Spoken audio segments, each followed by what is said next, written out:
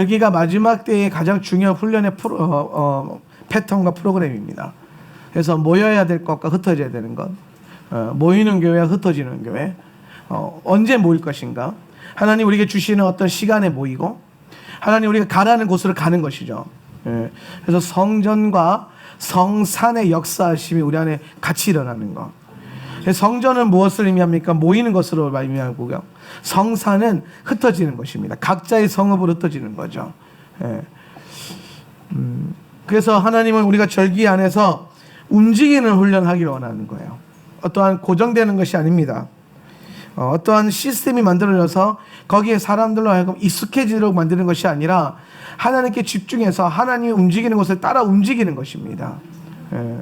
여러분, 우리가 세상의 시스템을 보면 마귀가 얼마나 교활한지 알 수 있는데, 하나님은 우리가 어떠한 것에 고정되고 얽매이는 걸 원치 않으십니다. 그래서 하나님 우리에게 항상 자유의 영을 주시죠. 그래서 그 자유의 영 안에서 그 성령의 인도하심을 받아서 움직이게 하십니다. 그래서 우리가 훈련할 때에 이스라엘 백성들이 40년 동안 한 곳에서 한 자리에서 훈련받은 것이 아니라 계속해서 광야를 돕니다. 심지어 갔던 장소도 또 한 번 더 가기도 합니다. 그 이유가 무엇입니까? 하나님은 우리가 하나님의 뜻에 따라서 움직이는 자가 되기를 원한다는 거예요. 이 움직일 때 가장 중요하게 우리에게 사용되어지는 소리가 바로 나팔 소리죠. 나팔 소리를 듣고 가야 될 때 가고, 멈춰야 될 때 멈추고, 모여야 될 때 모이고, 흩어져야 될 때 흩어져야 되는 것이죠. 그래서 움직이는 거예요. 근데 어느 순간부터 교회 안에서 어떤 움직임을 위한 어떤 활발함보다는 어떤 중심을 두고 그것에 자리 잡고 어떤 시스템으로 익숙해지게 만드는 것. 그런 것들을 볼 때마다 저는 되게 안타까운 생각이 듭니다. 하나님의 훈련과 많이 멀어지는 거예요. 우리 유대력을 봅시다. 유대력은 굉장히 많은 변화무쌍함을 가지고 있어요. 우리가 흔히 교회 안에서 모일 때에 주로 많이 정하는 게 매월 첫째 주 주일, 첫째 주 월요일, 넷째 주 무슨 요일, 이런 식으로 달력의 기준을 잡죠. 근데 유대력은 그게 할 수가 없어요. 매월 첫째 주 며칠이 다 바뀌는 거예요. 니산월 10일이 다 바뀝니다. 요일이 다 바뀌어요. 그러면은 우리가 교회의 모임이나 어떤 성도의 모임이 몇째 주 월요일 이렇게 정하지 않고 하나님의 유대력을 정하게 되면은 어떤 결과가 나오냐면은 언제 어떻게 모여야 될지 늘 생각해야 되고, 늘 고민해야 되고, 늘 바뀐다는 것이죠. 작년에는 월요일에 모였는데 올해는 수요일에 모이는 결과가 일어나는 거죠.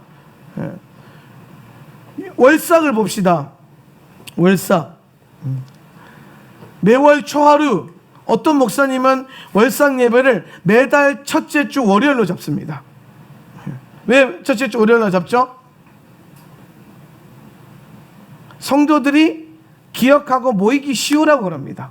그러니까 시간과 상관없이 모이는 것 그 자체에 익숙해지게 만드는 거예요. 시간 안에 있는 것이 아니라 모임을 중요하게 생각하는 거죠. 그런데 여러분 기억하십시오. 하나님은 샤밧이나 월삭이나 절기나 우리를 모이는 그것을 어떠한 모임 자체의 목적을 두지 않고 하나님이 우리 가운데 함께 하시고자 하는 시간의 목적을 두셨다는 거예요. 그래서 시간 안에 모이는 것입니다. 시간을 거룩하게 하는 것입니다. 그래서 타협하지 않는 것이죠. 네. 어떠한 고정적인 것으로 인해서 우리가 매월 첫째 주 월요일 이렇게 기억하기 쉬운 것이 아니라 깨어있도록 만들어야 되는 것입니다.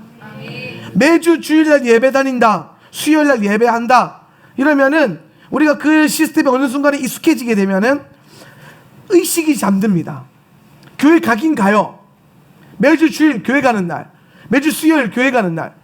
그런데 이게 하나의 시스템이 되니까 깨어있는 상태에서 가는 게 아니라 시스템으로 가는 거예요. 수요일이니까 교회 간다, 주일이니까 교회 간다. 근데 여러분, 우리 교회 월삭만 생각해 보세요. 월삭이요, 변화무쌍합니다.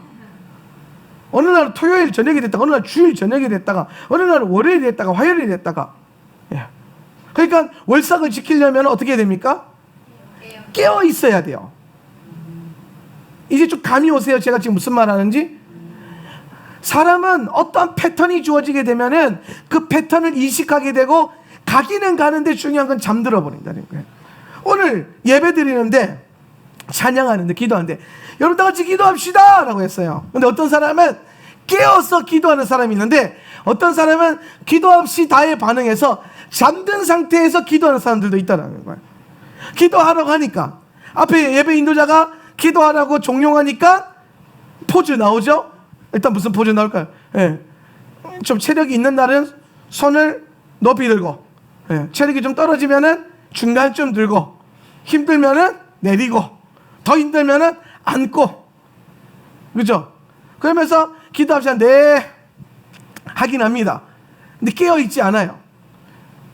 근데 오늘 예배 인도자가 어떤 기도에 대한 제목들을 선포할 때에 그게 나의 영을 깨우는 소리가 되고 그게 내 안에 진정한 기도의 어떤 제목이 되고, 여러분 우리는 각자의 자리에서 기도할 수 있지만 왜 모여서 기도할까요? 오늘 여기 제주시에서 또 한 팀 없는데, 네. 잘 보세요. 집에서 기도해도 되잖아요, 그죠? 근데 왜 교회에 와서 기도할까요? 우리 각자의 자리에서 기도해도 되는데 왜 모여서 기도할까요? 요즘 시대에 교회가 잘 안 보이는데 요즘에 금요철에 없는 교회가 그렇게 많아요. 아세요? 금요일날 예배가 없대요. 그러면 모이지 않겠다는 거잖아요, 그죠? 그런데 이 교회는 월수 빼고 다 모여요. 사람들이 묻더라고요. 아니 보통 교회는 수요일날 모이는데 왜 수요일날 안 모이세요? 여러분 우리 교회가 왜 수요일날 예배 없는지 아십니까? 하루 예배 드리고 하루 쉬고 하루 예배 그러니까 예배를 2번 이상 쉬지 말라는 거야. 아멘? 일단 예배는 2번 이상 쉬면 안 된다. 감이 오세요? 그러니까 여러분 주일날 한 번 빠지는 거 봐준다 이 말입니다. 샤바스에 한 번 빠지는 거 몇 말 안 해요. 근데 2주 연속 빠졌다. 그러면은 안 된다는 거죠. 죽은 거예요. 2주 연속 빠졌다? 3주 연속 빠졌다? 큰일 난 겁니다. 그죠? 그래도 한 주 걸어서 한 주 예배 드리고, 한 주 걸어서 한 주 예배 드리고, 뭐 그런 사람은 없겠지만은, 제가 예배를 하루라도 쉬지 않으려고 하다 보니까. 근데 우리가 사람인지라 예배도 체력 전쟁이란 말이에요. 예. 그러니까 하루는 쉬니까 그 다음날 예배에 힘을 더하기가 참 좋더라는 거예요. 예. 자, 그럼 봅시다. 우리는 하루 쉬고 하루 예배하고 하루 쉬고 하루 예배합니다. 근데 여기서 이거가 시스템이 돼가지고 잠든 채로 오늘 화요일이니까 예배 와야지, 오늘 목요일이니까 예배 와야지 해서는 안 된다는 거예요. 깨어 있어야 된다는 거예요. 오늘 찬양하면서 기도하면서 우리가 늘 깨어서 기도하려고 해야 되지 의식적으로 기도하려고 해서는 안 된다는 거예요. 아니 의식이 잠든 상태로 기도해서는 안 된다는 거예요. 의식이 깨어 있어야 됩니다. 분명히 같이 모여 있어요. 그런데 의식이 잠들어 있는 거예요. 내가 지금 뭘 위해서 기도하지? 그걸 모르는 거예요. 여러분 우리가 다 같이 모여서 기도하는 이유가 뭡니까? 마음을 하나로 모으는 거예요. 오늘 우리를 대표해서 세워진 예배 인도자가 그 예배 인도자에게 주신 성령의 그 감동에 따라서 그걸 물어서 다 같이 물어서 기도한다라는 거예요. 이해가 되십니까? 성령이 주시는 걸 딱 물어야 돼요. 그냥 각자 그냥 자유롭게 뭐 기도만 하면 되지가 아니라는 거예요. 행위가 아닙니다. 시간과 깨어 있음이에요. 하나님께서 유대력을 아주 복잡하게 만드셨어요. 예. 우리는 정해져 있는 그레고리안력을 사용하지 않고 변화무쌍한 유대력을 사용합니다. 왜? 깨어있기 위함이죠. 고정시키기 싫다는 겁니다. 장소도 마찬가지입니다. 저는 여러분 우리가 지금 이 시즌에 훈련 잘해야 된다고 생각해요. 금요일날, 화요일날, 목요일날 서귀포 옵니다. 금요일날 어디 갑니까? 와을 갑니다. 제주시 갑니다. 주일날 아직 안 정해졌습니다. 예. 근데 어딘가 가겠죠? 예. 그러면 잘 보세요. 아니 그냥 여기서 계속 드리지 약간 아니라는 거예요. 우리는 깨어서 어디론가 계속 움직여야 되고 깨어서 하나님이 나팔을 불어난 장소에 가서 거기서 모여야 되는 거예요. 제가 가끔 이제 여러분 잘 들으세요. 제가 가끔 성도들이 훈련이 얼마나 됐는가 안 됐는가를 뭐로 평가하냐면 나팔을 부는 거예요. 나팔. 어떤 나팔을 부냐? 모여라! 그런데 모여라는 소리에 모든 이유와 불문을 제외하고 만사를 제쳐놓고 모이는가? 아니면 저는 일이 있어서요. 저는 집안에 일이 있어서요. 회사에 일이 있어서요. 개인적으로 일이 있어서요. 그래서 뭔가를 제껴지고 모이지 않는다면 그만큼 훈련이 덜 된 거다라는 거예요. 내년에 잘 보세요. 선교 나갈 겁니다. 벌써 나라가 많이 픽스됐어요. 몽골 픽스됐고, 두바이, 아랍에미리트 픽스됐고, 이스라엘, 인도네시아 4개의 나라가 픽스가 됐어요. 4개의 나라. 예. 그러면 여러분 스케줄이 정해지겠죠? 그러면은 하나님께서 부르는 거예요. 이 4 나라에서 몽골로 와라 라고 했을 때 그 소리를 듣고 몽골에 갈 수 있는 자,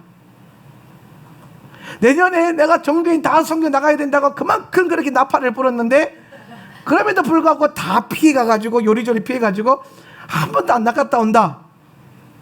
뭐야지? 뭐 어쩌겠습니까? 훈련이 덜 된 거죠. 훈련이 덜 된 거. 우리의 가장 중요한 훈련은요, 움직임입니다. 하나님이 모이라고 해서 모이고 예배하는 곳에서 예배하는 거. 오늘 여러분이 그 예배하라는 그 주의 음성을 듣고 이 자리에 모여서 깨어서 이 자리에서 기도했는 줄 믿습니다. 아멘. 그리고 그렇게 해야만 합니다. 아멘. 꼭 그렇게 하십시오. 아멘. 깨어 있으십시오. 아멘. 여러분의 영혼을 잠재우지 마십시오. 어떠한 이유든 간에 여러분 스스로 잠들지 마십시오. 아멘. 육신이 힘들고 마음이 힘들고 영이 힘들어서 아닙니다. 부름이에요.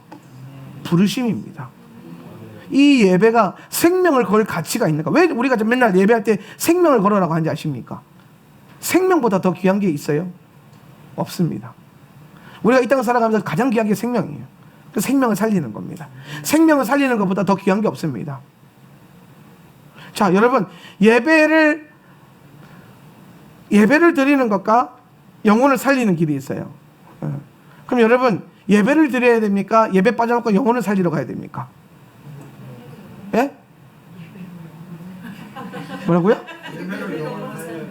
예배로 영혼을 살려야 됩니다. 예배로 영혼을 살린다. 그렇죠. 우리가 생각했을 때 가장 중요한 가치가 영혼을 살리고 생명을 살리는 거여야 돼요. 네. 그러기 위해서는 여러분 그 어떤 것도 다 내려놓을 수 있어야 돼요. 네. 우리는 한 영혼을 살리기 위해서 그 영혼이 예수님께 돌아오게 할 수 있다면 우리 모든 걸 다 투자할 수 있습니다. 그렇게 해야 됩니다. 네. 여러분 본질을 깨어 있으세요. 생명을 건다라는 건요 가장 귀한 것을 바쳐서 예배한다는 겁니다. 우리는 잘 모여야 되고 잘 흩어져야 돼요. 잘 움직이는 훈련하셔야 돼요. 네. 어딘가 고정되어서는 안 돼요. 계속 익사이팅하게 움직여야 됩니다. 세포가 살아있으면요 움직이면서 할 수 있는 거예요. 불이 있으면요 움직이기가 쉬워집니다. 불이 꺼지면요 안 움직이려고 그래요. 여러분 잘 보세요. 성령 충만하면요 그렇게 뻘뻘뻘거리면서 싸돌아다닙니다. 뭐 한다고? 복음 전한다고. 예. 안 가던 신방 자기가 막 갑니다. 목사님이 안 가도 자기가 가요. 막. 예. 근데 불이 사그라들면 어떻게 됩니까? 집안에 박혀서 안 나옵니다. 예배하라고 해도 안 나옵니다. 불이 없어서 그래요. 불이. 뜨거운 불을 삼합시다. 깨어 있읍시다. 말씀 보겠습니다. 기타보 신명기 26장 12절에서 15절 말씀. 자, 찾으셨습니까? 그러면 제가 한 절 여러분이 한 절 읽겠습니다. 만일 내가 너의 생산의 모든 11조를 드려야 할 것을 제3년째 해에 가난한 자를 위한 11조의 해에 끝냈다면 그러면 너는 그것을 레위 사람에게 이방인에게 고아에게 그리고 과부에게 주라. 그리고 그들이 너의 문 안에서 먹게 하라. 그리고 그들이 배부르도록 하라. 그리고 너는 너의 하나님 야훼 앞에서 말하라. 나는 거룩한 것들을 나의 집으로부터 옮겼습니다. 그리고 또한 그것을 레위인과 이방인과 고아와 그리고 과부에게 당신께서 나에게 명령하신 당신의 모든 명령에 따라서 주었습니다. 나는 당신의 명령에서부터 지나쳐 가지 않았습니다. 그리고 나는 잊어버리지 않았습니다. 나는 내가 애곡할 때에 그것에서부터 먹지 않았습니다. 그리고 내가 깨끗하지 않을 때에 그것을 옮기지 않았습니다. 그리고 나는 그것으로부터 죽은 자에게 주지도 않았습니다. 내가 나의 하나님 야훼의 음성을 들었습니다. 나는 당신께서 나에게 명령하신 대로 행했습니다. 당신의 거룩한 처소에서부터 하늘에서부터 밑으로 굽어 보시옵소서. 그리고 당신의 백성을 이스라엘을 당신이 우리들에게 주신 땅을 우리들의 아버지들에게 맹세하신 젖과 꿀이 흐르는 땅을 축복해 주옵소서. 이번 주에 우리가 키타브를 보고 있는데, 자 여러분, 키타브의 가장 중요한 핵심이 뭐라 그랬죠? 키타브 아니 그건 키테츠였고요. 키타브의 가장 자 보가 무슨 뜻이라고 했어요? 보. 자, 그죠? 들어가는 것, 가다와 오다가 함께 있는 거라 그랬죠, 그죠? 오는 것과 가는 것이 함께 있는다. 보. 그래서 참 이 보라는 게 아주 신비한 거예요. 그러니까 오는 것과 가는 것이 함께 있다. 이것을 뭐라 그러냐면요, 한 몸이다라는 거예요. 한 몸. 예. 오늘 우리가 찬양할 때 보 루악 엘로힘을 했잖아요, 그죠? 오소서 주의 성령이요. 성령이 우리 가운데 오시는 것은 성령이 가시는 것이고, 그죠? 내게는 오시는 거고, 그죠? 성령이 내게 들어오는 것이죠, 그죠? 성령이 내게 들어오셔서 성령과 내가 뭘 이룬다? 한 몸을 이룬다니까. 그래서 들어간과 들어옴이 한 몸을 이루게 될 때에 이루어지는 신비한 역사가 있다 그래서 그게 뭐라 그랬어요? 잉태라 그랬죠, 그죠? 잉태. 예. 잉태하면 뭐가 나온다? 열매가 나온다 그래서 열매. 예. 여기서 말하는 열매가 뭐라 해서 첫 열매라 그래서, 그죠? 예. 이 첫 열매는 누구를 상징한다? 예수님을 상징한다. 예수와를 상징한다 그랬어요, 그죠? 예수님을 상징하는 것이다. 자, 그러면 여러분 한번 보세요. 자, 그래서 예수님을 우리가 잉태해서 예수님을 해산해서 예수님께 바쳐야 된다, 그렇죠? 예수님을 바쳐야 된다. 그래서 이 첫 열매와 그 다음에 오늘 우리가 다루는 것처럼 11조, 그죠? 키타브 말씀에서 가장 중요한 핵심 중에 하나가 뭐냐면 첫 열매를 내게 바쳐라, 그리고 11조를 내게 바쳐라, 이겁니다. 첫 열매가 구속자적으로 본다면 예수님이지만은 문맥적으로 본다면 무엇을 상징하냐면은 메레시트라고 해서 메레시트, 첫 번째 것, 그죠? 첫째, 레시트, 첫째는 뭐요? 가장 좋은 것. 그러니까 하나님은 우리에게 뭘 요구하는 거야? 너에게 있어서 가장 좋은 것, 네가 가장 좋아하는 것, 네가 가지고 있는 것 가장 제일 좋은 것, 그거를 내게 바쳐라 그랬어요, 그죠? 그 다음에 너는 그 땅에서 11의 1조를 드려야 된다. 11조는 뜻이 마세르, 열 번째. 그러니까 여러분, 11조는 절대로 10%로 이해하면 안 됩니다. 10%로 이해하면은 성경이 이해가 안 돼요. 열 번째 것, 목축업으로 이해를 해야 돼요. 목축업. 그래서 이 열 번째 것인데, 이 10의 1조는 영적으로 볼 때 뭘 상징한다 그랬죠? 내가 가장 사랑하는 것. 내가 가장 그렇지, 사랑하는 것. 네, 내가 가장 사랑하는 것. 그래서 하나님 앞에 위약금을 물고라도 이거를 다시 얻는다 그러죠, 그죠? 그럼 하나님이 10의 1조를 바쳐라는 것은 뭐냐면 네가 가장 사랑하는 것조차도 나에게 바쳐라. 그래서 가장 좋은 것과 가장 사랑하는 것. 우리가 하나님이 주신 그 땅에서, 하나님 허락하신 그 땅에 살아갈 때 가장 중요한 라이프 방식이 뭐냐면은 가장 좋은 것과 가장 사랑하는 것을 하나님께 계속 드리는 겁니다. 자, 그런데 참 놀라운 것은 뭐냐면 이거를 하나님께 10의 1조를 얘를 하나님께 드렸더니 하나님은 이걸 누구에게 주셨어요? 자, 하나님은 이걸 누구에게 주셨죠? 고아와 과부와 나그네와 레위인이죠, 그죠? 레위인. 고아, 과부, 나그네 3종 세트 플러스 레위인 4종 세트. 그렇죠? 고아, 과부, 나그네 하면은 보통 어떤 대명사죠? 약한 자, 가난한 자입니다. 가난한 자. 근데 여기 지금 뭐가 붙었어요? 플러스 레위인. 여러분, 레위인이 가난합니까? 레위인 가난한 자들은 아닙니다. 레위인은 하나님을 기업으로 삼았기 때문에 가난한 자들이 아니에요. 그런데 여기에 레위인이 붙었다는 건 뭐냐면은 레위인이 들어감으로써 요 4명이 가지고 있는 공통적인 특징이 있어요. 이걸 바쳤던 이스라엘과 요 4명의 차이점. 요 이스라엘과 얘네 차이점이 뭐냐? 얘네는 뭐가요? 땅의 기업이 있어. 얘네는 뭐가 있다고요? 땅의 기업. 그 땅을 다 분배받았죠. 그렇죠? 근데 고아 가부 나그네 3종 세트가 가난한 이유는 땅이었기 때문입니다. 가나안 들어가서 농사지어서 먹고 살아야 되는데 농사지을 땅이 없는 거예요. 예. 그래서 가난한 거거든요. 근데 거기에 플러스 레위인, 얘네는 땅의 기업이 아니라 뭐예요? 하늘 기업. 하늘 기업을 받았어요. 그렇죠? 여러분, 하늘 기업, 말이 표현이 좋아서 하늘 기업이고 하나님 기업이지 뭐예요? 아무것도 없다 이 말입니다. 예. 아니, 이 표현이 좋아서 하나님 기업을 삼은 자, 그래서 멋있는 그림, 실상은 아무것도 없는 비탈터리를 말하는 거예요. 하나님이 먹이지 않으면은 먹고 살지 못하는 존재들. 그런데 영적으로 본다면은 땅에 뿌리를 박지 않고 이 뿌리를 뽑아서 하늘에다 붙여놓고 땅을 바라보지 않고 하늘을 바라보면서 살아가는 자들. 이게 레위인들이라는 거예요. 그래서 우리 교회 안에 레위인들을 헌신할 때에 제가 가장 먼저 훈련시키는 게 뭐냐면 땅의 모든 소득을 뿌리 뽑아버립니다. 저도 그렇고 우리 레위인들도 그렇고. 그래서 땅의 소득을 받지 않고 오로지 하나님께서 주시는 것으로만 먹고 산다. 그래서 레위인 후원금 계좌를 따로 개설을 해서 레위인 후원금 계좌에 들어오는 만큼만 8명이 뿜빠이 해가지고 먹고 삽니다. 많이 먹을 수 있을까요? 못 먹을까요? 여러분, 레위인 헌금이 한 달에 들어오지 얼마나 들어올까요? 많이 들어옵니다. 하나님이 보호하셔서. 네. 적어도 1인당 뭐 교회 왔다 갔다 할 정도는 들어옵니다. 그 정도면 충분합니다.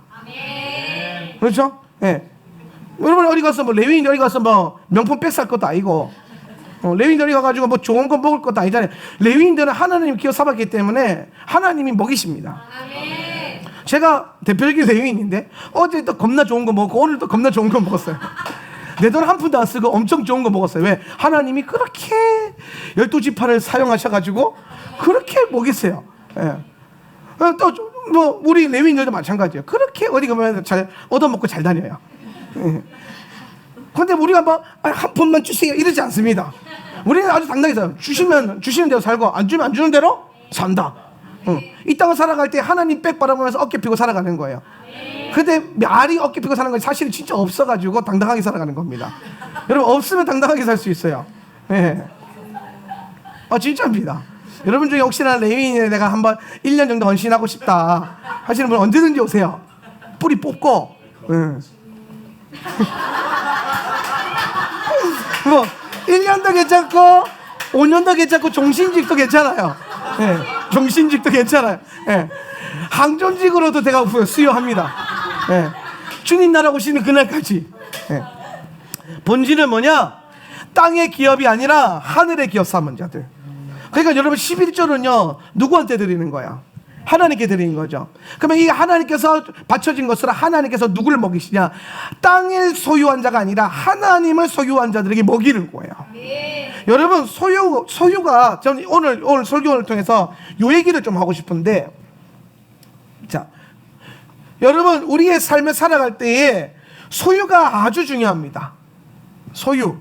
자, 내가 무엇을 소유하고 있느냐, 내가 뭘 가지고 있느냐가 이게 아주 중요합니다. 왜 그러냐면은 사람은요 소유하고 있는 것으로 삽니다.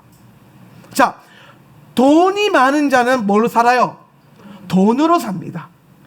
인맥이 넓은 자는 뭘로 삽니까? 인맥으로 살죠. 그렇죠? 뭐 지식과 기술을 많이 가지고 있는 사람은 그 지식과 그 기술로 사는 겁니다. 사람은요 자기가 소유하고 있지 않은 것으로 못 삽니다. 그래서 하나님께서는 우리가 소유할 때에 이 소유를 잘 하라고, 소유해야 될 것과 소유하지 말아야 될 것을 딱 구별하셨어요. 그럼 잘 보세요. 우리가 소유대로 살아간다면, 내 삶이 소유대로 산다면, 여러분이 만약에 예수를 가진다면, 예수를 가진 자와 예수를 가지지 않은 자 차이가 나요, 안 나요? 나야 돼요. 예수를 가진 자는 뭐로 삽니까? 예수로 삽니다. 믿으십니까? 그럼 예수로 사는 자는 예수를 얻기 위해서 뭐합니까? 여러분, 소유는 거저 얻어집니까? 반드시 뭐가 필요하죠? 대가 지불이 필요해요. 그럼 예수를 얻기 위해서 여러분 뭘 대가 지불했습니까? 우리는 예수를 얻기 위해서 사실 모든 것을 다 바칩니다. 주님을 얻기 위해서라면. 그러니까 여러분, 사실 우리가 제가 12지파 레위인 이렇게 나눠놨지만은 실상은 우리는 다 레위인을 향해서 살아가는 거예요. 여기서 먼저 레위인 되는 자가 있고 나중에 레위인 되는 자들이 있고, 그러면서 아예 레위인 공동체가 돼가지고, 여러분 키부츠라는 거나 공동체의 핵심 개념이 뭐예요? 내 소유가 아니라 하나님의 소유를 다 같이 더불어 살아가는 사회잖아요. 그렇죠? 이 안에 성령이 주시는 자유가 있고. 이해가 되십니까? 제가 이 공동체라는 거를 운영할 거지만 아직 우리 교회는 공동체를 추구하고 있지 공동체가 된 교회는 아니에요. 우리는 각자 벌어서 각자 먹고 살잖아요. 그렇죠? 아직까지는 그래요. 근데 언젠가는 공동체가 함께 먹고 함께 살고 함께 넓혀갈 것입니다. 근데 대부분 영적으로 좀 깨이는 교회들은 다 이런 라이프 스타일을 추구합니다. 근데 항상 이런 라이프 스타일을 추구할 때 문제가 생겨요. 어떤 문제가 생겨요? 얼마 전에도 그 피지에 가가지고 400명이나 이주를 해가지고, 다장마당 여러분, 제가 장난으로 다장마당 차당마당 했는데 깜짝 놀랐어요. 다장마당이라 말 쓰면 안 되겠어. 그러면서 막 말도 안 되는 비인격적인 그런 걸 해서 사람들이 노동을 착취하고 그러면서, 여러분, 근데 그 공동체가 처음에 시작부터 그런 시작이었을까요? 아니겠죠. 그럼 왜 그런 결과가 나왔을까요? 안 좋은 결과가. 왜 그런 악한 결과가 나왔을까요?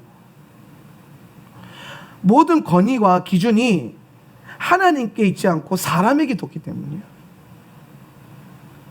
그 교회를 이끌어가고 있는 그 목사님 한 사람에게 모든 걸 다 부여해서 그러는 거예요. 여러분, 우리가 공동체로서 살아가려면 여러분이 자라야 돼요.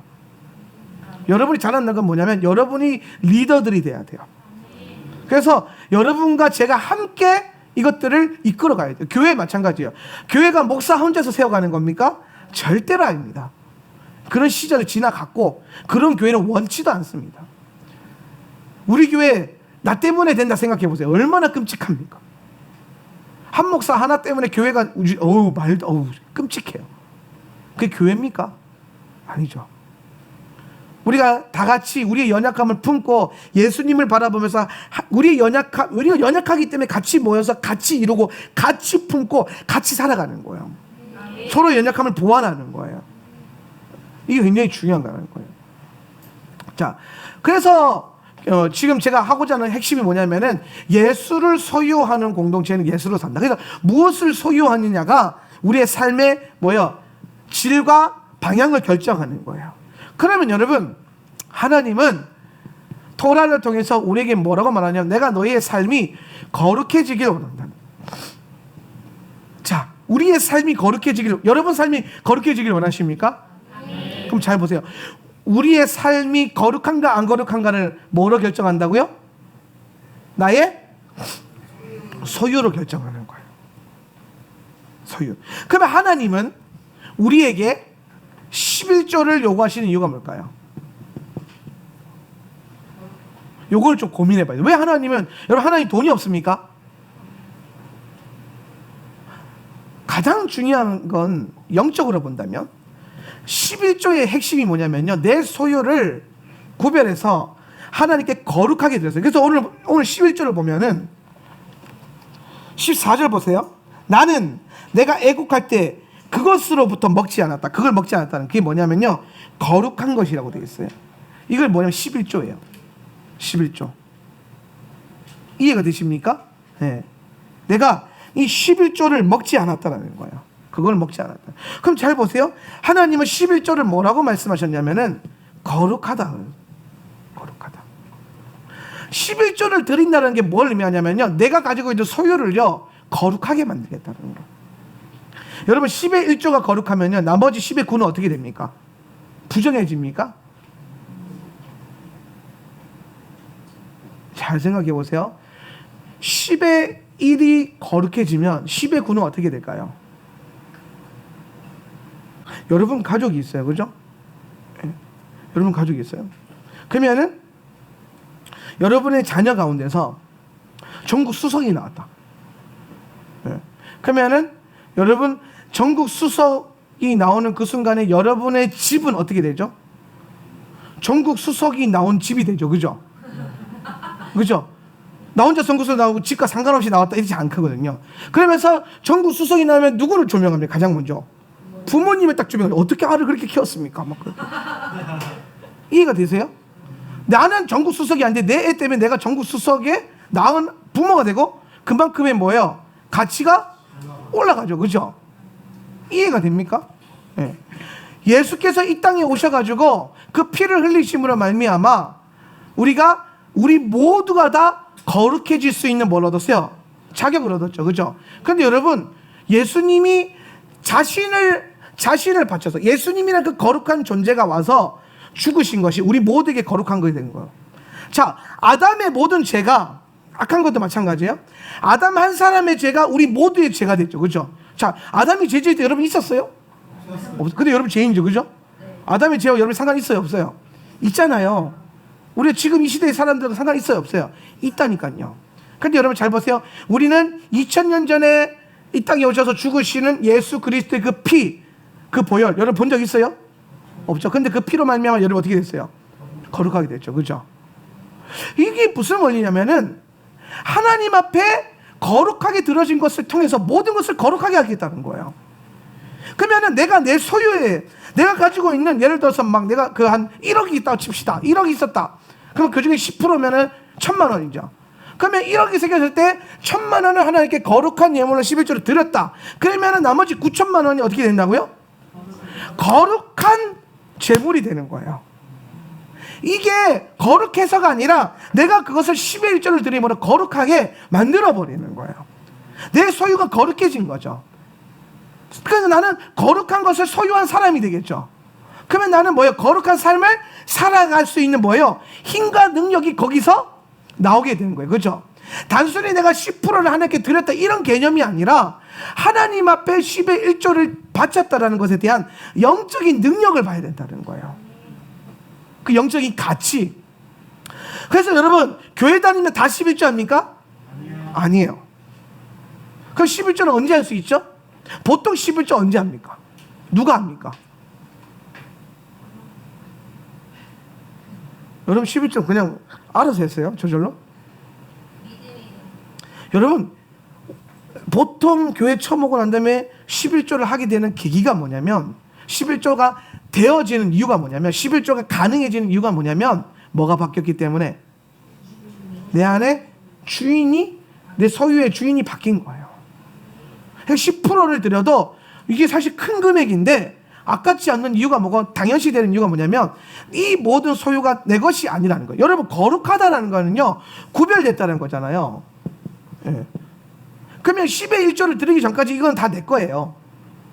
이해가 되세요? 내 소유가 내 거라고. 근데 11조를 드리게 되면은 모든 게 다 구별이 돼버리기 때문에 다 뭐예요? 하나님 것이 되면서 이 재물에 대한 나는 청지기가 돼버리는 거예요. 그렇죠?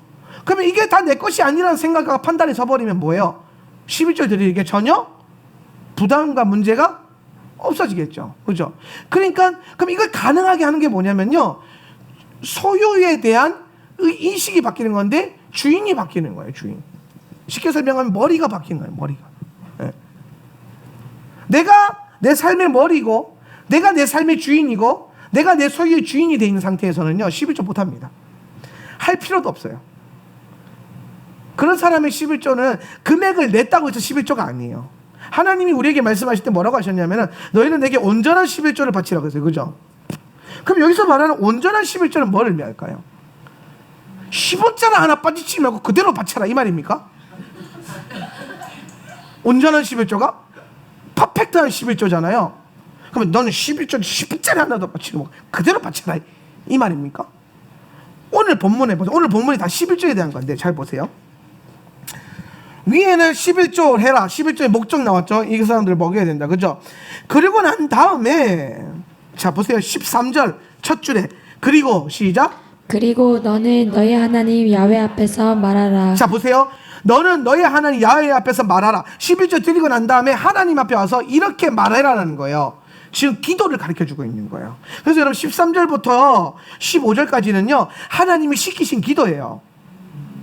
그럼 여러분 자 우리 여러분 이제 11절 한 번이라도 해본 분들 다 계시죠, 그죠? 여기 다 11절 안 한 분도 없죠? 자 11절 했으니까 우리가 한번 하나님 명령에 순종해서 여러분 이게 여러분의 기도인 것처럼 한번 기도해 보자. 나는 시작. 나는 거룩한 것들을 나의 집으로부터 옮겼습니다. 그리고 또한 그것을 레위인과 이방인과 고아와 그리고 과부에게 당신께서 나에게 명령하신 당신의 모든 명령에 따라서 주었습니다. 나는 당신의 명령에서부터 지나쳐 가지 않았습니다. 그리고 나는 잊어버리지 않았습니다. 나는 내가 애곡할 때에 그 거룩한 것에서부터 먹지 않았습니다. 그리고 내가 깨끗하지 않을 때에 그것을 옮기지 않았습니다. 그리고 나는 그것으로부터 죽은 자에게 주지도 않았습니다. 내가 나의 하나님 야훼의 음성을 들었습니다. 나는 당신께서 나에게 명령하신 대로 행했습니다. 당신의 거룩한 처소에서부터 하늘에서부터 밑으로 굽어보시옵소서. 그리고 당신의 백성을 이스라엘을 당신이 우리들에게 주신 땅을 우리들의 아버지들에게 맹세하신 젖과 꿀이 흐르는 땅을 축복해 주옵소서. 아멘. 이게 이제 여러분이 11조하고 원래 해야 되는 기도예요. 정확하게 하면 3년마다 3년마다. 근데 잘 보세요. 오늘 이 11조에 대한 11조를 바치고 드리는 이 기도 안에 무슨 내용이 있냐면 나는 거룩한 것들을 나의 집에서부터 옮겼습니다. 자 보세요. 지금 거룩한 것들이 집 안에 이미 있었다는 거예요. 이 사람이 11조를 드리기로 결정한 그 순간에 자기의 모든 소유가 뭐가 돼버린 거예요? 거룩한 것이 됐죠. 그죠? 그래서 이거를 집으로부터 뭐야? 하나님께로 옮겼다는 여기 11조의 원리가 나오는 거예요. 11조는 내 집 안에 있는 것이 아니라 어디로 옮겨지는 거예요? 하나님께로 옮겨지는 거예요. 제가 예전에 어떤 부흥회를 갔는데요. 한 장로님이 그러는 거예요. 이분이 한 달에 수입이 이제 몇 억씩 되는 분이에요. 예. 그러니까 여러분 11조가 얼마 정도 될까요? 몇 천만 원씩 되겠죠. 그죠? 예. 근데 이분이 다니는 교회가 큰 교회가 아니었어요. 큰 교회가 아니니까 이분이 뭐라고 이제 걱정했냐면은 혹시나 자기가 몇 천만 원씩 11조를 따박따박 내면은 목사님이 그거 자기 마음대로 다 쓸까봐 걱정이 돼서 11조 통장을 받아서 자기가 자기 이름으로 된 통장으로 잘 모아놨다라는 거예요. 그래서 언젠가 하나님 쓰시고자 할 때 다 주겠다고. 자, 이건 11조예요? 아니에요? 아니죠. 내 안에 있잖아요. 내 울타리 안에, 내 집 안에 있는, 이건 11조가 아니라는 거예요. 자, 근데 생각보다 이렇게 하는 분들이 꽤 많아요. 11조를 통장 만들어가지고 자기 통장 안에 넣는 사람들이 생각보다 많아요. 떼놓긴 떼놨어. 근데 지가 드리고 싶을 때 드리겠다는 거죠. 지 마음에 드는 사람이 생기면 드리겠다는 거예요. 안 받습니다. 하지마 그냥. 그게 무슨 11조야? 그게 무슨 11조야? 왜 그게 11조가 아니냐면 자 보세요. 그 다음에 14절 나는 애곡할 때에 이게 무슨 말인지 모르겠죠? 나는 애곡할 때에 그것을 먹지 않았다. 11조 그 거룩한 것을 먹지 않았다. 그럼 내가 힘든 일이 있고 가난할 때에 이거를 참고 견뎠습니다. 이 말이 아니에요. 애곡할 때가 뭐냐면요. 가난에 애곡하는 그 시즌, 그러니까 추수 때가 되면 이게 여러분 이해가 돼야 되는데, 자 보세요. 지금 이스라엘 백성들은 목축업만 했어요, 그죠? 그러니까 가나안이 이게 그 농사를 지을 때 어떻게 하는지 모르는데, 자 농사를 지었습니다. 가을이 되면 추수를 하죠. 그럼 추수를 했어요. 그 다음에 여러분 어떻게 합니까? 어떻게 하죠? 땅이 비어 있죠. 그죠? 땅이 놀죠. 겨울에 뭐 심어요? 안 심어요? 안 심죠. 그래서 그때 가난한 사람들이 뭐 하냐면은 추수하고 난 다음에 추수의 제물을 하나님께 바치고 난 다음에 슬퍼서 애국하는 시즌이 있어요. 왜? 추수의 신이 이제 할 일 끝나고 지하로 내려갔다고 생각하는 거야. 가나안의 토속 신앙이에요. 그러니까 이제 그 겨울 시즌 동안은 추수의 신이 땅 위로 올라오지 않는 거죠. 그러니까 이 땅이 더 이상 뭘 뱉어내지 않는 거예요. 열매를 뱉어내지 않는다고 착각을 하는 거예요. 그러면서 그 가나안의 신들을 향해서 막 애곡하는 시들이 있어요. 아, 겨울은 힘들겠구나. 열매가 없구나. 예. 지금 그 얘기를 하는 거예요. 가나안의 풍속에 따라서 그것을 먹지 않았습니다. 이 말이에요.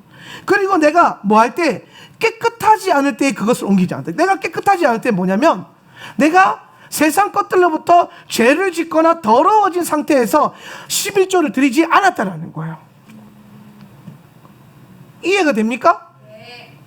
그리고 난 다음에 나는 그것으로부터 죽은 자에게 주지 않았다. 죽은 자는 뭐예요? 제사 때, 그러니까 가나안의 풍속은 이게 이제 뭐냐면, 오늘 좀 고급 정보가 많이 가는데 잘 들어보세요. 요걸 이해를 해야 여러분이 사사기랑 여호수아가 조금 이해가 돼요. 자, 사사기에 보면 사사기를 뭐라고 하죠? 보통? 사사기의 대표적인 구절 시작. 그때에 왕이 없으므로 백성들이 자기 소견에 옳은 대로 행하였더라. 그죠? 사사기에는 다 뭐가 나와요? 그때 백성들이 다 뭐예요? 죄짓고 가나안 우상 숭배하는 거. 우상 숭배로만 가득해요. 특별히 뭐에 대한? 바알과 아세라. 그죠? 바알과 아세라. 그러면 왜 이스라엘 백성들이 이 시즌에 바알과 아세라를 하냐? 사사기 앞에 뭐 있었죠? 여호수아잖아. 여호수아는 핵심이 뭐예요? 그렇죠. 전쟁하는 거죠. 정복 전쟁. 그죠? 전복 전쟁. 그럼 전쟁에서 승리했어요, 안 했어요? 승리했죠. 그죠? 승리하고 땅을 차지했죠. 근데 왜 땅을 차지하고 난 다음에 사사기로 넘어갔더니 우상 숭배했을까요? 그게 생겼어. 땅을 차지했잖아요. 그죠? 이전에 땅이 있었어요, 없었어요? 이전에 땅이 필요했어요, 안 필요했어요? 안 필요했어요. 근데 땅이 생겼죠. 땅 생겼어요. 여러분, 우리가 땅 생기니까 뭐 했어요? 자, 조천에 땅 조금 생기니까 뭐 했어요? 농사 지었죠. 그죠? 농사를 짓는 거예요. 자, 이스라엘 백성들 자손 대대로 잡이 뭐예요? 목축업이죠. 그죠? 삽질, 곡괭이질 해봤어요? 안 해봤어요? 농사 잘 지어요? 못 지어요? 네, 그렇죠. 못 짓죠. 그러면 잘 보세요. 근데 하나님이 땅을 주셨기 때문에 농사를 해야 된단 말이에요. 농사를 지으려고 보니까 농사 지을 때 제일 중요한 게 있어요. 뭐가 중요해요? 비. 밭. 밭이 와서 시작을 못하니까. 근데 이미 땅을 받았잖아. 그렇지? 땅을 받았으면 농사 시작했단 말이에요. 그죠? 근데 다 심어놨어요. 우리가 정지호 지사님이나 저랑 용엽이랑 셋이서 그 조천의 밭에 들깨 쭉 심어놓고 그 다음에 정지호 지사님이 매주 가서 뭐 했냐면 물을 줬어요. 왜 그랬을까요? 우리 이번에 폭염 엄청 났잖아요. 비 안 오고. 그러니까 농작물이 바싹 마르는 거예요. 제가 그 아침에 그 조천 카페에다 민트를 심었어요. 생명력 그 좋은 민트. 근데 여러분 점심 지나고 났는데 바싹 말라 있는 거예요. 그 반나절도 아니에요. 3시간 만에 햇빛에 말라서 다 죽어버렸어요. 이해가 되세요? 그러니까 농사 딱 지어놓고 씨를 다 뿌려놓고 해놨는데 뭐가 안 와요? 비가 안 오는 거예요. 근데 이상하게 비가 안 와서 막 이스라엘 백성들 막 걱정하고 있을 때 가나안 사람들이요 걱정을 안 하면서 갑자기 뭐 하냐 모여가지고 제사를 지내는 거예요. 제사. 내 옆에 있던 김씨 아저씨가 어디 막 가. 자기 마누라 손 붙잡고 어딜 가노? 했더니 비를 내려주는 신한테 제사를 지내러 간다는 거. 아니 비를 내려주는 신이 있나 처음 들어보는 거죠. 있다. 바알이라고 있다. 비를 내려준다. 아세라를 섬기고 바알을 섬기면 비가 온다. 그래서 우리 지금 그거 하러 간다.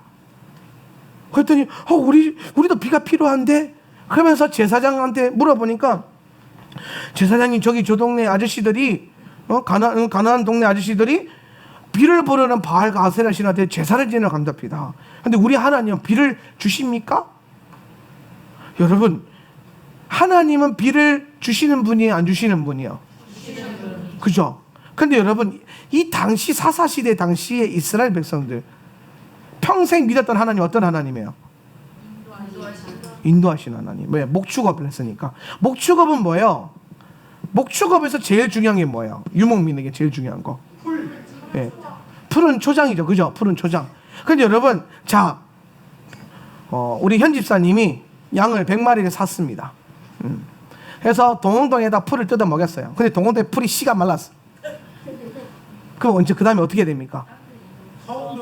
서홍동으로 가든지 뭐 어디 가야 될 거 아닙니까? 근데 현 집사님이, 중문이 느낌이 좋아. 그래서 중문에 갔어요. 자, 보세요. 중문으로 갈 때에 중문에 풀이 많을까요? 적을까요? 알 수가 없잖아요. 그죠?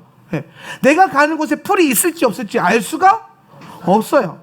그러니까 하나님께 뭐 하는 거예요? 기도하는 거예요. 나를 푸른 초장으로 뭐 해주세요? 인도해 주세요. 그래서 시편에 그 기도가 나오는 거예요. 이스라엘의 하나님, 우리를 푸른 초장으로 인도해 주세요. 그러니까 자기를 양떼로 보고 목자로 보면, 자기가 자기 포지션 목자로 보면 내가 필요한 하나님, 어떤 하나님은 푸른 초장으로 인도하시는 하나님. 예. 그러니까 평생 얘네는 인도하시는 하나님을 알아요. 그러니까 하나님은 우리가 필요한 푸른 초장으로 인도하셔. 근데 여러분, 양 키우는 사람들이 비가 중요합니까? 안 중요해요. 비 안 오는 거 별로 중요하지 않아요. 그냥 가면 돼요. 그죠? 근데 농사 지을 때는요, 다르다는 거예요. 목축업은요, 이동하는 거예요. 농사는요, 정착하는 거예요. 하나님은 우리가 영적인 유목민이 되라고 하셨어요. 그죠? 이 말은 뭐예요? 계속 움직이라는 거예요. 근데 땅을 받아서 정착을 하게 되니까 뭐가 옵니까? 움직일 수가 없잖아요. 비를 원해야 되잖아요. 그래서 비를 관장 우리 하나님은 우리를 선한 푸른 초장으로 인도하시는 하나님이라는 것은 아는데, 근데 우리 하나님이 조상들이 비를 주신다라는 얘기를 들어본 적이 없는 거예요. 사사시대 이전까지 하나님은 비를 내리신다, 비를 내릴 필요가 없었거든.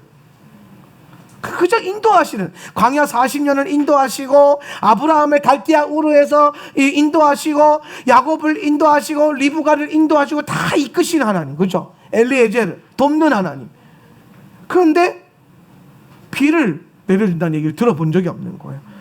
그래서 이스라엘 백성들이 비 때문에 사사시대 때 우상숭배에 타협을 하는 거예요. 환경의 어려움을 이겨내려고 우상숭배와 손을 잡는 거예요. 그러다가 나중에 여러분, 사무엘 상인가요, 한가에 보면은 그 미스바 성에 있죠. 미스바 성회 때, 미스바 성회 때 보면은 여호수아밧이 군대를 모아놓고 막 덜덜 떨고 있을 때에 블레셋 군대가 죽이려고 쳐들어오잖아요. 근데 여러분, 그 블레셋이 믿었던 신이 바알과 아세라거든요. 그죠? 천둥의 신이에요. 천둥의 신. 그래서 바알 그 성신상 보면 천둥 막 들고, 제우스, 나중에 제우스가 되는데 그 천둥을 던지거든요. 그런데 그 블레셋이 쳐들어올 때에 그 미스바에서 기도한 그 기도 소리에 반응해서 하나님께서 그 블레셋을 무엇으로 치냐면은 우레와 번개로 그들을 내리쳐요. 자, 하나님은 여호수아 시대 때 이제 우박으로 때려 죽였거든요. 그죠? 근데 그 시즌에는 블레셋을 천둥을 때려서 쳤어요. 뭘 의미하는 거예요? 블레셋이 뭐죠? 천둥의 신을 믿는 사람이죠. 근데 천둥을 하나님께서 사용해서 이 블레셋을 쳤어요. 너희가 믿는 그 신은 가짜라는 거예요. 힘이 없다라는 거예요. 천둥이 바알 것이냐? 아니라는 거예요. 내 거라는 거예요. 아멘. 내가 친다라는 거죠. 아멘. 이해가 되십니까? 아멘. 그래서 성경이 흘러오면서, 역사를 흘러오면서 우리는 하나님에 대한 많은 이해를 넓혀가는 거예요. 자, 다시 본문으로 돌아오면은, 자, 성경 보세요. 나는 죽은 자에게 주지도 않았다. 여기서 말하는 죽은 자는 뭘 말하냐면요, 우리가 흔히 말하면 사람이 죽으면은 제사를 지내잖아요. 그죠? 그래서 제사 지낼 때 꼭 뭐 차려놓죠? 제사상을 차려놓잖아요. 제사상을 차려놓고 그 조상님이 와서 먹으라 그러잖아요. 근데 여러분, 그래서 그 조상님이 뭐가 되죠? 신이 되잖아요. 네.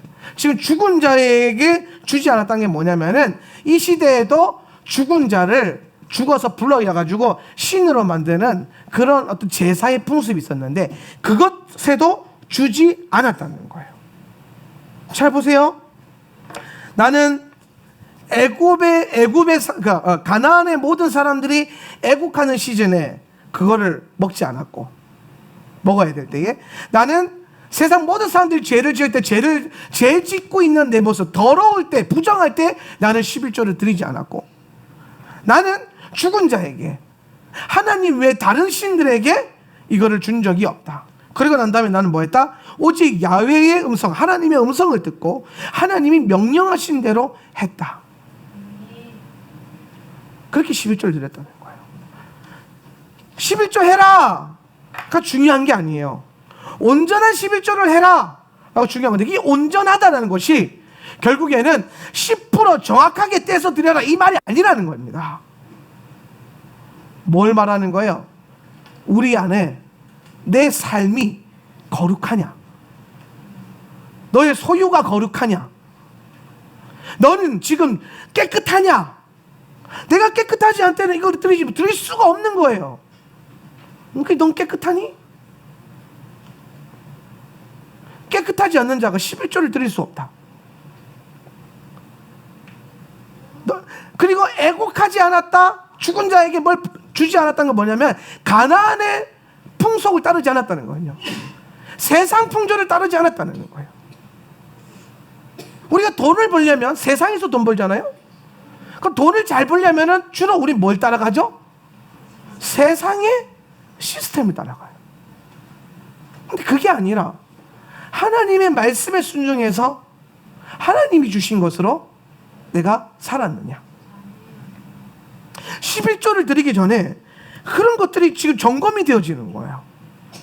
단순히 돈을 벌고 11조를 드리고 이런 내용이 아니라 11조를 드리는 자세와 내 삶과 내 삶에 대한 거룩함과 그것을 버는 것에 대한 거룩함과 심지어 나의 영적인 상태까지도,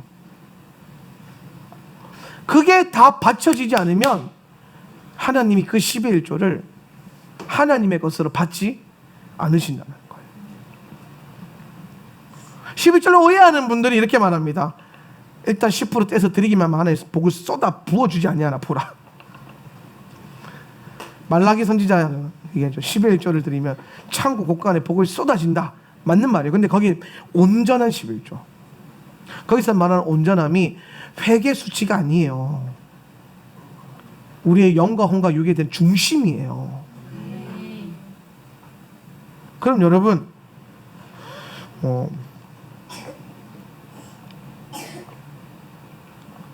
아직 저희 교회는 어떤 교회 공동체 안에서 문제를 일으켜가지고 징계를 받거나 근시제에 처해진 성도들은 없었어요.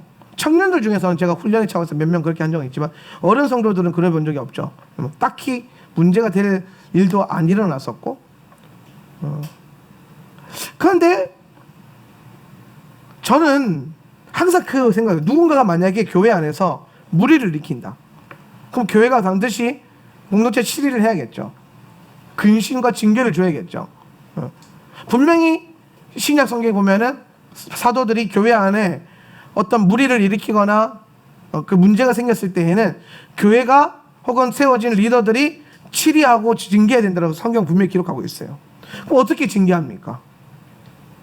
어떻게 징계를 해야 될까요? 제가 생각했을 때 가장 좋은 방법이 뭐냐면요, 11조를 못 내게 하는 거예요.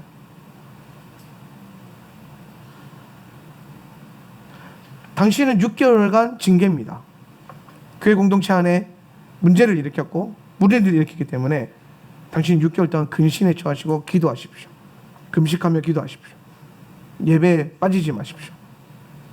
자숙하십시오. 그리고 6개월 동안 당신은 교회 공동체에 11조를 낼 수 없습니다. 잘 보세요. 그랬을 때에 이게 어떻게 징계가 될 수 있는가? 세상 사람들 입장에서 봤을 때는 아싸! 아이고, 목사님이 은혜를 베풀어 주시네? 진짜 세상적인 거예요. 그죠?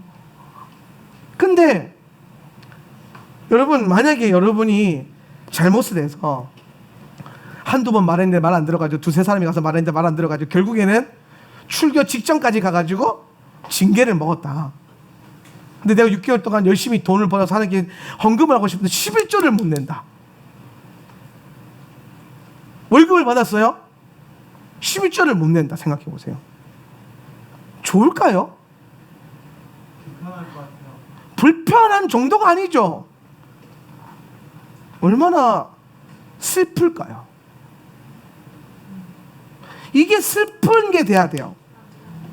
내가 하나님 앞에 드리고 싶은데 내가 지금 근심 중에 있고 죄악 가운데 있고 부정한 가운데 있기 때문에 내가 지금 깨끗하지 않기 때문에 드릴 수 없다는 거예요. 이게 세상 사람들 입장에서 봤을 때는 그게 무슨 징계입니까? 예를 들어 당신은 국가에 죄를 졌기 때문에 세금을 낼 수 없습니다. 세금의 차원으로 가져가면은 전혀 징계가 아니겠죠. 우리 오히려 반대로 세금을 더 과하게 물잖아요. 당신은 과태료 500만 원, 1000만 원, 3000만 원 이하의 벌금. 사실 벌금이라는 게 여러분 결국엔 세잖아요. 세. 과세를 더하는 거잖아요. 근데 여러분 우리는 징계의 목적으로 세를 안 받겠다는 게 뭐냐면 우리가 드려지는 모든 헌금과 11조가 세가 아니라는 거예요. 내 소유에서 10% 떼서 드린다 이런 개념이 아니라는 거예요. 하나님 것인데 내가 가장 사랑하는 것을 하나님께 드릴 수 있는데 그 기회를 잃어버리는 거예요. 여러분 우리의 믿음의 차원이 이렇게까지 깊어져야 되고 견고해져야 될 것입니다. 온전한 11조를 생각할 때에도 나는 이번 주에 월급의 10% 조각기 떼서 드렸어 이게 아니라 여러분 그 11조 앞에서 여러분의 신앙을 잘 점검해야 돼요. 나는 지금 예수님이 내 삶의 머리가 되고 있는가? 나는 지금 이 11조를 드린 이 순간 거룩한가? 나는 이 11조의 금액을 정직한 방법으로 하나님이 주신 방법으로 소득을 얻었는가? 부정하진 않았는가? 제가 정말 듣기 싫은 것 중에 하나가 뭐냐면은 꼭 교회 안에 세금 사업하는 집사님들이 장로님들이 세금 띠고 딱 걸렸어요. 그래서 급하게 교회에다가 갑자기 기부를 해. 근데 여러분 목사님들 뭐라고 하는지 아세요? 그 악한 걸 하나님 드러내셔가지고 선하게 쓰신다라는 거예요. 그래서 그걸로 뭐 선교를 가겠다, 뭐 구제를 교회가 구제를 하겠다, 건축을 하겠다. 썩은 거예요. 나라에 내느니 교회 내고 내가 멋있는 성도 되겠다? 웃기지 마세요. 저는 한 번도 우리 교회는 그럴만한 사업하는 분이 없어가지고 우리는 그런 성도들 없으니까. 근데 제가 예전에 그런 비슷한 얘기 들은 적이 있어요. 진짜 승질이 나는 거야. 교회를 뭐라고 생각하길래 저러지? 근데 제가 알기로는 그 교회가 결국에는 그게 많이 논란이 돼서 그걸 취소했다 그러더라고요. 그걸 다시 돌려줬다. 그렇게 해야 맞는 거예요. 아니에요. 우리는 하나님 앞에 항상 거룩해야 돼요. 전인적으로 거룩해야 돼요. 여러분 11조는요 우리의 삶을 구별시키는 거예요. 내 소유를 구별시키는 거예요. 11조는 예수님을 소유했기 때문에 내 안에 주인이 바뀌어서 내 모든 소유가 거룩해지고 내 소유에 대한 주권이 바뀌어가지고 그걸 드리는 거예요. 엄청난 영적인 행위죠. 그렇기 때문에 여러분 11조에는 능력이 있고 엄청난 파괴력이 있는 거예요. 영적인 돌파가 있는 거예요. 단순히 내가 하나님께 바쳐가지고 하나님께 더 복을 주신다 이 개념이 아니라 11조 드리는 여러분의 마음이 온전히 견고해져서 드려졌을 때 영적인 세계에 진동이 온다는 겁니다. 여러분 그런 11조 한번 드려보고 싶지 않습니까? 아니 200원을 11조 해도 여러분 200원과 200만 원이 차이는 있죠. 차이는 분명히 있을 겁니다. 그런데 여러분 드려지는 사람들이 있어서는요 그 점검이 돼야 돼요. 여러분 자녀들한테 11조 가르칠 때 봉투에서 10% 떼 드려 이걸 가르치지 말고 이거를 한번 같이 읽으세요. 그래서 14절 15절을 읽으면서 점검을 해야 돼요. 우리는 세상적인 것으로부터 이것을 얻진 않았는가? 애곡하는 거. 우리는 지금 깨끗한가? 그리스도의 보혈로 내가 날마다 씻고 있는가? 혹시나 나는 죽은 자를 섬기듯이 우상 숭배하고 헛된 것에 지금 내 것을 드리고 있지는 않은가? 그리고 나는 하나님의 성 듣고 있는가? 명령대로 행하고 있는가? 그게 된다면 우리는 15절을 담대하게 고백할 수 있는 거예요. 15절 당신의 시작 당신의 거룩한 처소에서부터 하늘에서부터 밑으로 굽어 보시옵소서. 그리고 당신의 백성을 이스라엘을 당신이 우리에게 주신 땅을 우리들의 아버지들에게 맹세하신 젖과 꿀이 흐르는 땅을 축복해 주십시오. 내가 하나님께 드리고 그 드림이 온전해지고 그 모든 것이 다 검증이 됐을 때 우리는 하나님께 이렇게 말했습니다. 주님 나를 이제 축복해 주십시오. 그랬을 때 여러분 그 11조가 여러분 삶 가운데 복을 붓는 걸 한번 봐야 돼요. 온전한 11조를 여러분 다시 한번 묵상합시다. 온전한 11조를 다시 한번 새깁시다. 유대인들은 온전한 11조를 26.5%라고 말합니다. 또 뭐라고? 26점? 아무튼 한 26%. 그게 중요하지 않다라니까요. 퍼센테이지가 중요한 게 아니에요. 그걸 드리는 우리의 뭐예요? 마음의 중심과 내 삶이에요. 나는 내 지금 소유를 거룩하게 했는가? 그러면서 내가 가진 것, 가장 사랑하는 것을 하나님께 드린다는 그 마음으로 우리는 10의 1조를 드리고 우리의 영적인 삶을 살아야 될 줄 믿습니다. 11조는 바벨론 시스템, 세상을 향한 저항이며 온전한 11조는 세상을 거절하는 것에서부터 옵니다. 오늘 14절은 사실은 핵심이 뭐냐면 14절의 핵심이 뭐냐면 나는 세상을 따르지 않겠다 이 말입니다. 세상 원리를 따르지 않겠습니다. 나는 하나님을 따르겠다는 거예요.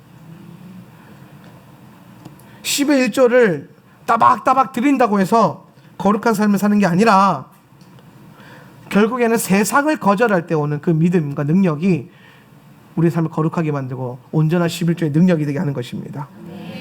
사랑하는 성도 여러분, 여러분의 11조가 여러분의 영적인 삶들이 거룩해지기를 주님의 이름으로 축복합니다. 우리는 신학의 체계를 다시 잡아야 됩니다. 그냥 늘 해던 11조도 이제는 바꿔서 드려야 됩니다. 이전에 혹시나 내가 잘못된 11조를 드렸다면 이제부터는 온전한 11조를 드리기 위해서 내 마음과 뜻과 정성을 쏟아야 됩니다. 수치가 아닙니다. 마음입니다. 내가 가진 것을 드리는 게 전부가 아닙니다. 세상을 거절하는 저항감이 있어야 돼요. 돈을 많이 버는 게 중요한 게 아니에요. 하나님의 뜻대로 버는 것이죠. 그렇게 살 수만 있다면, 그렇게 살아갈 수만 있다면 여러분 우리는 주님이 축복하실 것입니다. 그 주님의 축복을 받은 자가 세상을 능히 이기는 것을 반드시 보게 될 것입니다.